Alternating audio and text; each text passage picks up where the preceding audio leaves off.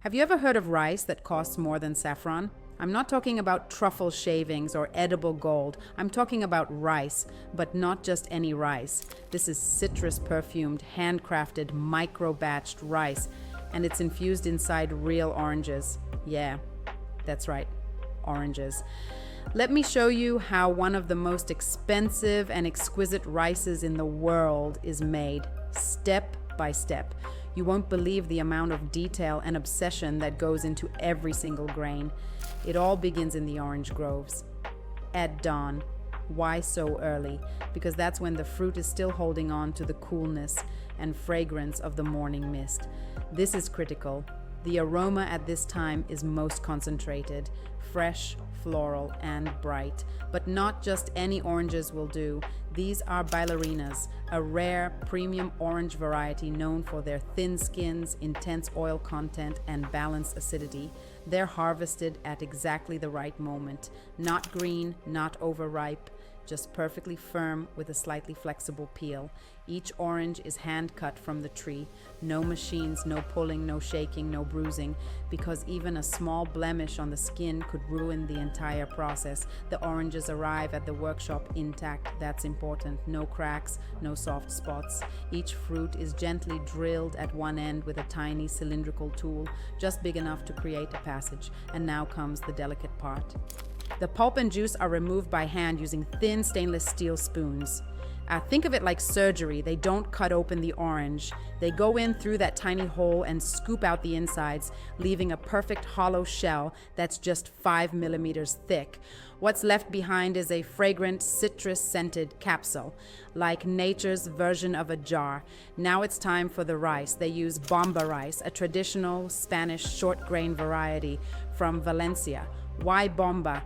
Because it has the incredible ability to absorb 2 to 3 times its volume in liquid, and it still holds its shape. The grains are individually selected, literally picked by hand to make sure they're uniform in size, color, and texture. No dust, no broken pieces. Each grain is placed inside the orange until it's filled just to the top, like a mini rice volcano. Sometimes they seal the top with a paper-thin slice of peel. Other times they use agar-agar gel to create a food-safe plug that holds everything in. Next, the oranges go into the infusion chamber.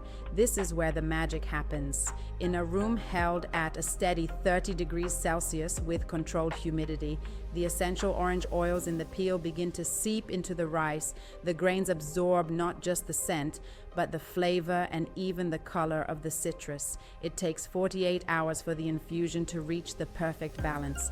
Not too strong, not too faint, just right. This slow maceration process is why this rice tastes like sunshine in a bowl. After infusion, the oranges are emptied, not thrown away, reused. The peels are turned into gourmet marmalades or candied orange peel sold at premium prices. Nothing goes to waste. Meanwhile, the infused rice is gently dried at low temperatures to lock in the aroma. It can't be rushed. High heat would kill the essential oils, so it's done slow, low, and careful. The final product is golden, aromatic, slightly floral rice with hints of citrus, almond, and honey. A few grams can elevate a dish or become the star of the plate. This rice doesn't end up in supermarkets. You'll find it in Michelin-starred restaurants, served in tiny portions, paired with seafood or even white truffle foam. Chefs use it to surprise guests. And honestly, it's more of an experience than just a side dish. Prices can reach up to $500 per kilo, sometimes more. That's more than caviar, more than Wagyu. Why? Because it's not just about ingredients, it's about obsession, about handwork, precision, nature and science working in harmony. So next time you hear someone say, "It's just rice," remember this story. This rice was harvested at sunrise, infused with orange blossoms, and handled like a rare perfume. And in every spoonful, you can taste the sunrise, the citrus, and the insane level of care behind it. If you enjoyed this deep dive into the world of luxury food, hit that like button and subscribe for more behind-the-scenes stories from farms, kitchens, and the wildest corners of the culinary world. See you in the next one.